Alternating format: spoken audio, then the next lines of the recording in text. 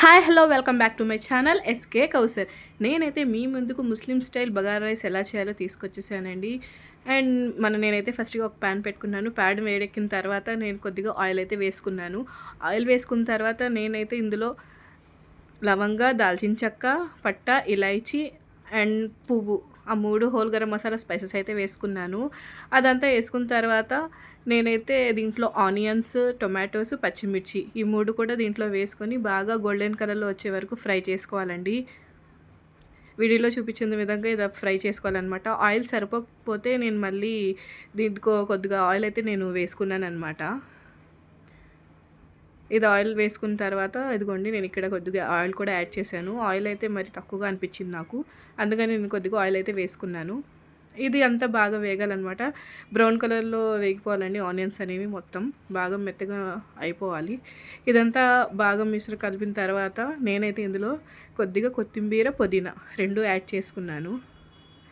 చూడండి ఇలాగా కొత్తిమీర, పుదీనా ఫ్లేవర్ అనేది మనకి చాలా బాగుంటుంది బగారా రైస్లో.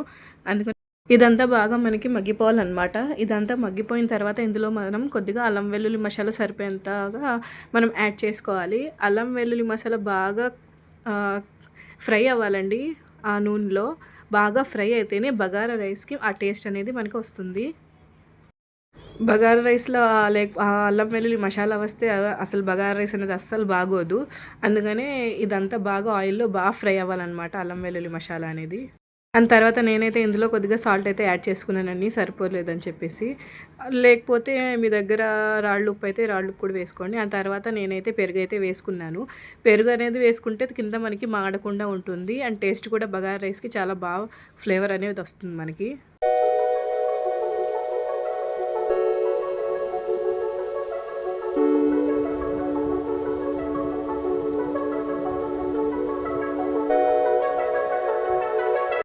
ఇదంతా బాగా వేగిన తర్వాత నేనైతే ఇందులో వాటర్ అయితే యాడ్ చేసుకున్నాను. బియ్యంకి సరిపడా వాటర్ అయితే నేను యాడ్ చేసుకోవాలన్నమాట.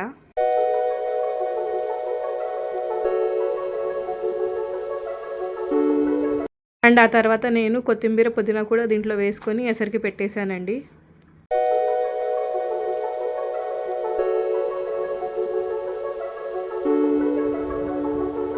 ఫైనల్గా మనకి ఎసరైతే వచ్చేసింది. ఎసరైతే వచ్చేసిన తర్వాత నేనైతే దీంట్లో రైస్ అనేది యాడ్ చేసాను.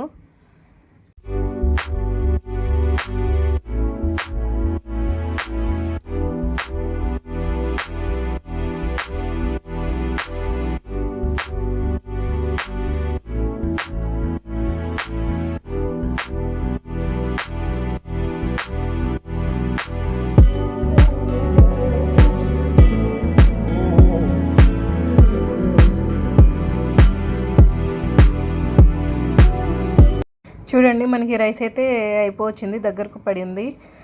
అండ్ ఇప్పుడు నేనైతే దీంట్లో కలర్ కూడా యాడ్ చేసుకుంటున్నాను అనమాట.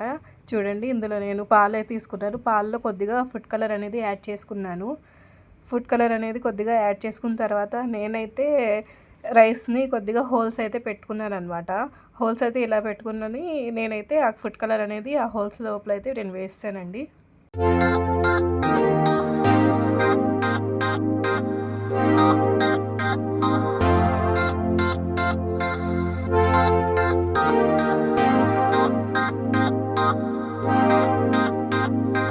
చూడండి ఫైనల్గా మనకైతే బగారా రైస్ అనేది అయిపోవచ్చిందనమాట.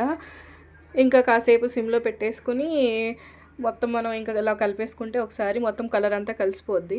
ఇంకా ఫైనల్గా మనకి బగారా రైస్ అనేది ముస్లిం స్టైల్ బగారా రైస్ అనేది మనకి రెడీ అయిపోయిందండి.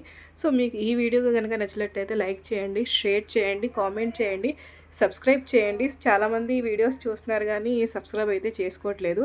Please subscribe for my channel and thank you. Bye.